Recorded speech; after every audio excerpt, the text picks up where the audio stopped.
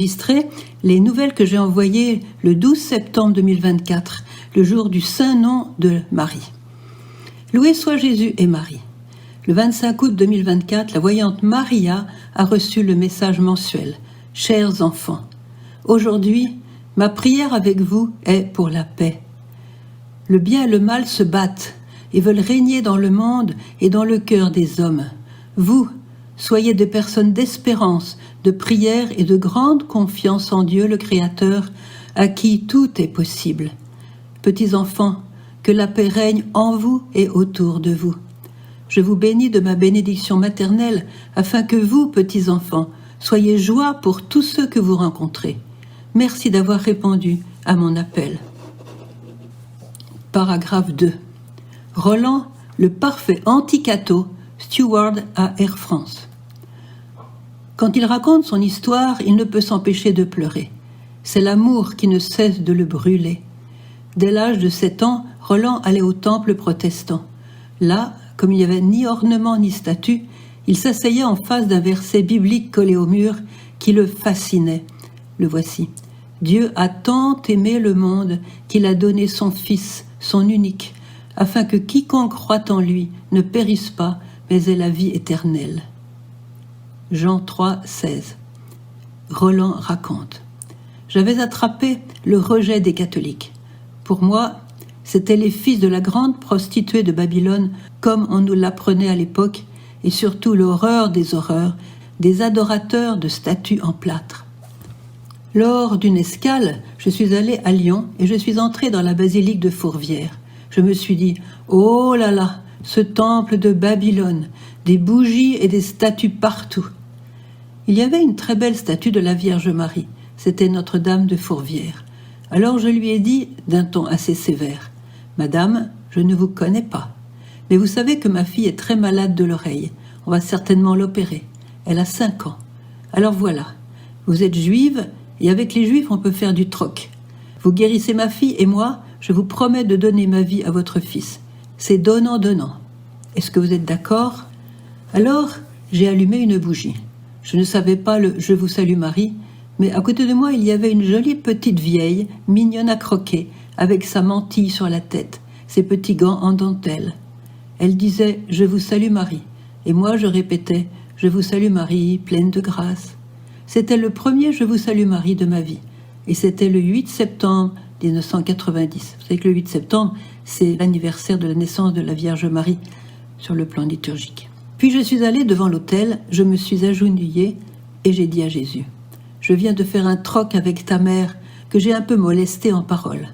Je lui ai dit que si elle guérissait ma fille, je te donnerais toute ma vie. Alors je ne vais pas attendre qu'elle le fasse, parce que je ne sais pas si elle le fera, mais je viens quand même te donner ma vie. » Je suis rentrée à la maison après mon vol sur Lyon, et quand ma femme a ouvert la porte, elle m'a dit, « J'ai quelque chose de très important à te dire. » Et j'ai dit, moi aussi. Il était 3 heures de l'après-midi. Lorsque j'ai fait ce deal avec la Vierge Marie, l'horloge de Fourvière a sonné 3 fois. À ce moment-là, mon épouse était sur le canapé avec notre fille.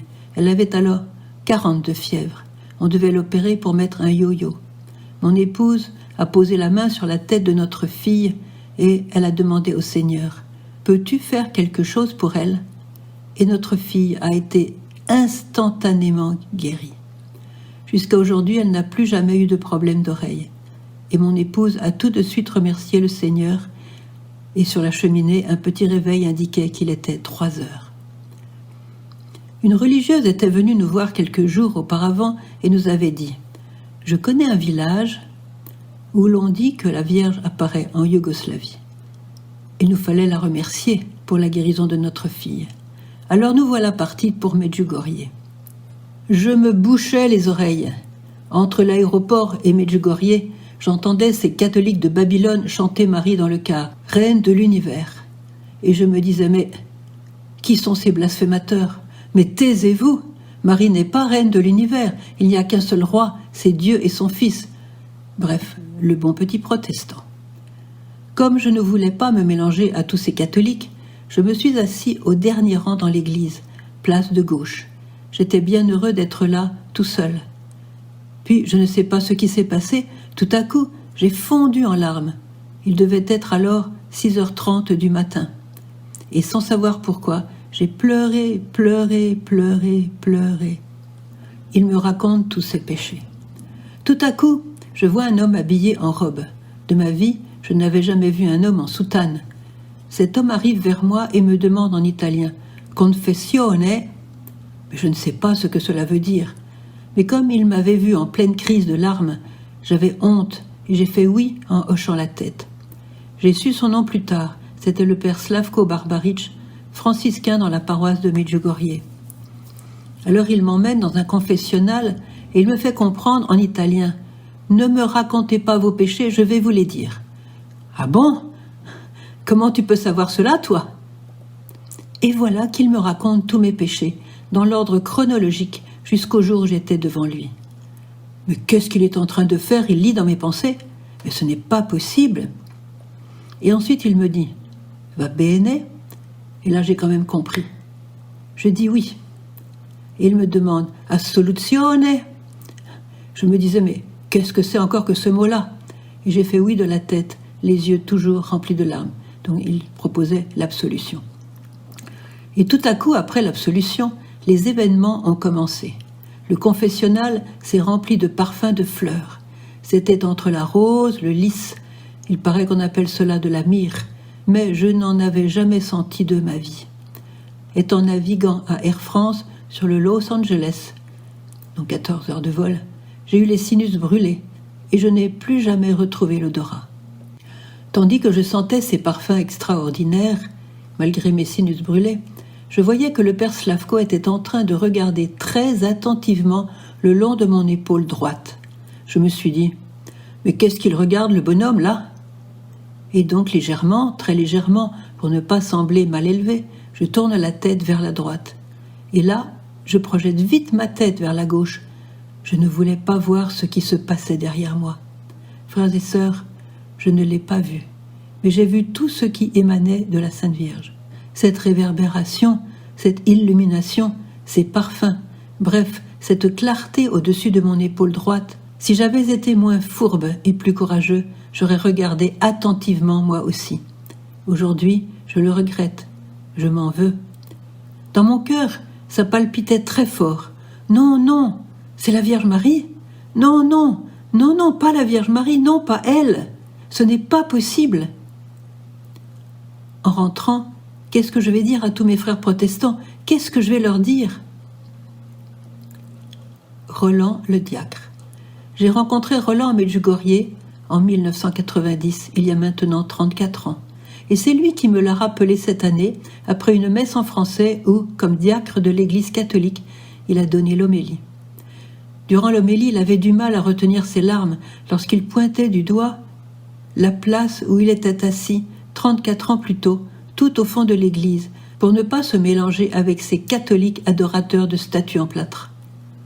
C'est là où le père Slavko était venu vers lui, sans se douter une seconde de ce qui allait suivre, pour lui-même et pour Roland. Vous voyez, frères et sœurs, ce que j'ai écrit ici n'est qu'une petite partie du témoignage de Roland. Pourquoi a-t-il attendu si longtemps avant de livrer le secret qui brûle son cœur depuis tant d'années ? Par obéissance. Les temps de Dieu ne sont pas les nôtres. Le prêtre, qui était devenu son accompagnateur spirituel, lui avait demandé de garder le secret pendant toutes ces années.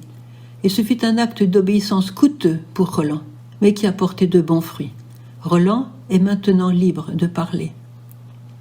Alors le message de Marie qui suit maintenant illustre bien l'appel qui repose sur Roland, sur lui et sur nous. Point 3. Jésus lui a donné un cœur. À Medjugorje, Marie nous demande de lire un de ses messages chaque jour et de le mettre en pratique. Hier, je suis tombée sur un message que j'aime citer à temps et à contre-temps, car il révèle à la fois l'amour de la Vierge pour l'Église, sa douleur et son espérance. Je cite le message. À travers l'amour, Jésus recherche la communion entre le ciel et la terre, entre le Père céleste et vous, mes enfants, son Église. C'est pourquoi il est nécessaire de prier beaucoup, de prier pour l'Église, d'aimer l'Église à laquelle vous appartenez. À présent, l'Église souffre. Elle a besoin d'apôtres qui, en aimant l'unité, en témoignant et en donnant, indiquent les chemins de Dieu.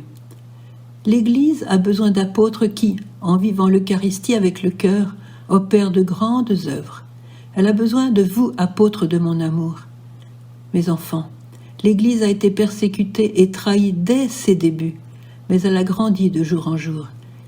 Elle est indestructible, car mon Fils lui a donné un cœur, l'Eucharistie. La lumière de sa résurrection a brillé et brillera sur elle. C'est pourquoi, n'ayez pas peur.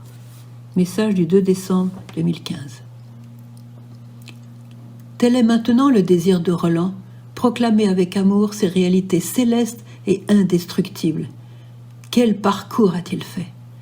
De quelqu'un qui méprisait l'Église et la Vierge, le ciel a fait un témoin puissant tant par sa parole que par sa vie. Point 4. La face cachée du père Slavko. Le père Slavko, que j'ai bien connu, a toujours été très discret sur les grâces que le Seigneur lui confiait. Il n'en a jamais fait étalage. Qui a jamais su qu'il avait vu la Sainte Vierge et qu'il avait lu dans les âmes? Personne à ma connaissance. Il ne voulait pas que les pèlerins s'attachent à sa personne. Un jour, il me dit « Tu as vu, sœur Emmanuelle, je prie tous les soirs pour la guérison après la messe. Eh bien, je n'ai jamais vu personne se lever de sa chaise roulante. Mais j'en suis content, car les prêtres présents pourraient se dire « Oui, ça va, c'est Medjugorje, mais moi, dans ma paroisse, cela ne pourra jamais arriver. » Et alors, ils se décourageraient. Cher Père Slavko, tu as bien réussi, et tu nous as laissé croire que tu n'avais jamais vu la Sainte Vierge. Point 5. Je serai bientôt en Espagne pour une mission sur 8 villes en 8 jours. Et vos prières sont les bienvenues, j'en aurai bien besoin. Je vais de Séville à Madrid, ensuite à Sahagún, à Léon, Gijón, Oviedo, Bilbao, Pamplona, Barcelona, qui est la fin de ma mission. Priez bien pour moi. Point 6. Ne manquez pas la très bonne catéchèse de sœur Marie-Emmanuelle qu'elle a faite à Medjugorje sur la consécration. Point 7. Le prochain direct sera le 26 septembre à 21h. Soyez là, devant votre écran. Alors vous qui écoutez la version audio de ces nouvelles, faites-la connaître à ceux qui préfèrent écouter plutôt que lire. Pensez surtout aux malades, aux handicapés, ceux qui sont coincés chez eux, ceux qui ne peuvent pas allumer leur télévision, leur iPhone. Petit nota bene, sur les réseaux sociaux sont apparus des messages qui sont de la pure invention, surtout au sujet du père Pétard et du voyant Ivan. Attention, la Vierge ne cherche pas les scoops pour faire peur. Ne transmettez rien de cela. De tels mensonges nuisent à la Vierge et à ses plans de paix. Merci de vous faire porteur de la vérité. Saint Paul s'est bien exprimé devant les fauteurs de troubles. Il disait « Ne laissez personne vous égarer par de vaines paroles. Tout cela attire la colère de Dieu sur ceux qui désobéissent. N'ayez donc rien de commun avec ces gens-là. » Épître aux Éphésiens, chapitre 5, versets 6 et 7. PS1. Depuis le 1er septembre, le programme du soir de la paroisse a adopté l'horaire d'hiver. Chapelet à 17h, messe à 18h, suivi des prières de guérison et du 3e chapelet. Retransmission sur 93.3 FM. PS2. Consoler Marie. La neuvaine que j'ai écrite avant l'anniversaire du 25 juin peut se prier 9 jours avant chaque fête de Marie. Par exemple, avant le 7 octobre, fête de Notre-Dame du Rosaire. Priez-la et faites-la connaître. Pour chaque jour, il y a un thème différent. PS4. La voyante Vitska a célébré son 60e anniversaire le 3 septembre dernier. Elle reste très cachée à cause de sa santé très précaire. Elle souffre de ne plus pouvoir être avec les pèlerins, car c'était sa joie de leur transmettre les messages. Mais elle prie beaucoup pour chacun de nous. Alors, prions aussi pour elle. PS7. Si vous êtes trop seul pour prier votre chapelet quotidien, regardez le rosaire non-stop. Vous le trouverez sur YouTube. Cher Gospa, merci de rassembler sous ton manteau maternel tous ceux qui veulent bien te suivre. Ils sont peu nombreux, tandis que nombreux sont ceux qui t'ignorent et même te rejettent. Nous te remercions pour ton fils Roland, et merci encore plus pour ceux qui ne voient rien, ne sentent rien, et toutefois tiennent fermement ta main, sont déterminés à marcher avec toi, soutenus et protégés invisiblement par ton indicible tendresse.